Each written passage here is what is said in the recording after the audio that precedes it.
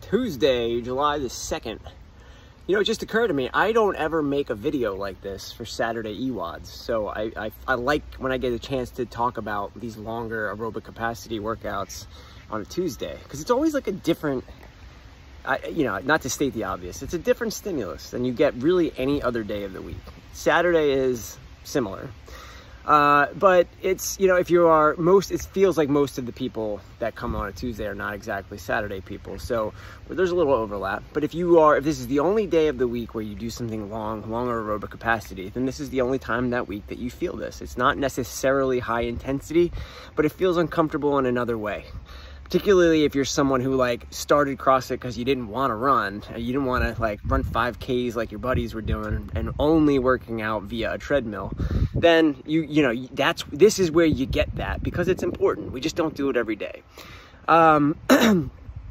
So today's, like, it's a little bit of an interesting one, because we're trying not to run as much as we have the last couple weeks, because we are going to run later in the week. We're going to run on Friday. Friday's workout does have running in it, as a lot of hero workouts do.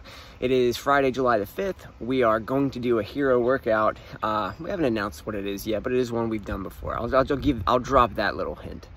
But today, let's talk about today. Today is a 35-minute AMRAP, aerobic capacity, where there's rower involved. And if your class has too many people for each person to get a rower, then someone will use a bike and get the same exact stimulus for the most part. But what we're doing today is distance with time under tension.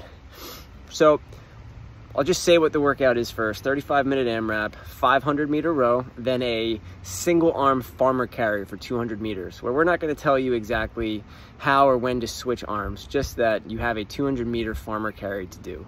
And, you know, if it were my class, I always say whenever there's especially when there's single arm, but particularly farmer carries in general, you see the word carry, feel free to interpret that as hurry.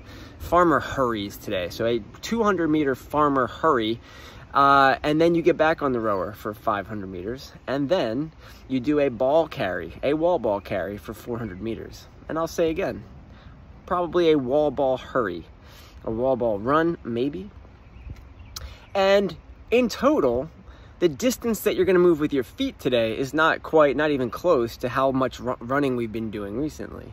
And yet, if you've done anything like this before, this grunt work type of workout, then you know that the time under tension you're going to spend with a dumbbell in your hand or with a wall ball somewhere on your person, that added time under tension really takes from your aerobic capacity. It's a really challenging thing. Not to state the obvious, but a 400-meter run unencumbered is completely different than a 400-meter distance where you're having to carry a bit of weight. You can tell, you know that your body's going to have to work a little harder in order to make it happen, especially to stay persistent and consistent in that movement.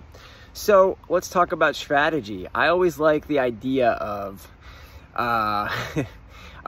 you know, there's no right or wrong answer to this, but of having to decide when to start with my stronger arm or when not to start with my stronger arm on a farmer carry. So if it's a single arm farmer carry, that first leg of the carry, are you going to use your off arm or your stronger arm? Do you have an off arm and a stronger arm? I know I do.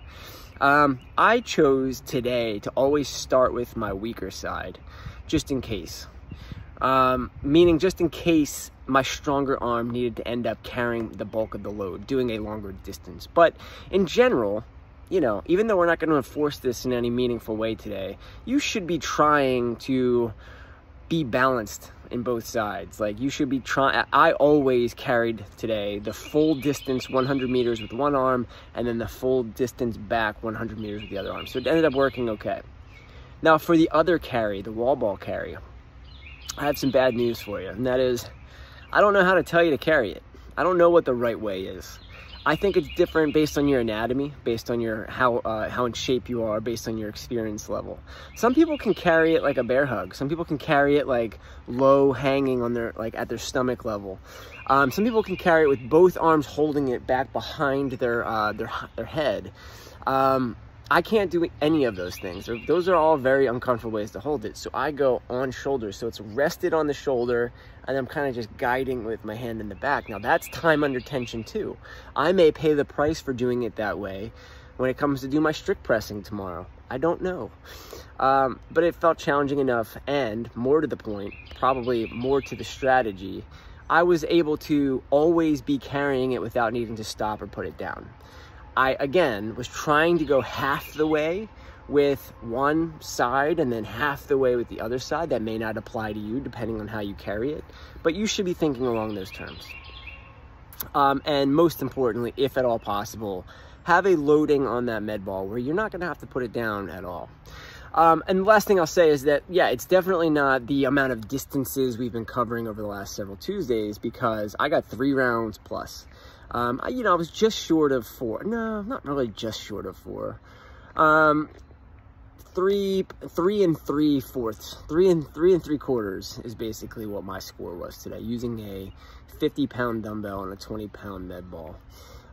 Fun challenge, interesting challenge. Got the job done fitness-wise for today. We live to see another day. All right, guys, enjoy.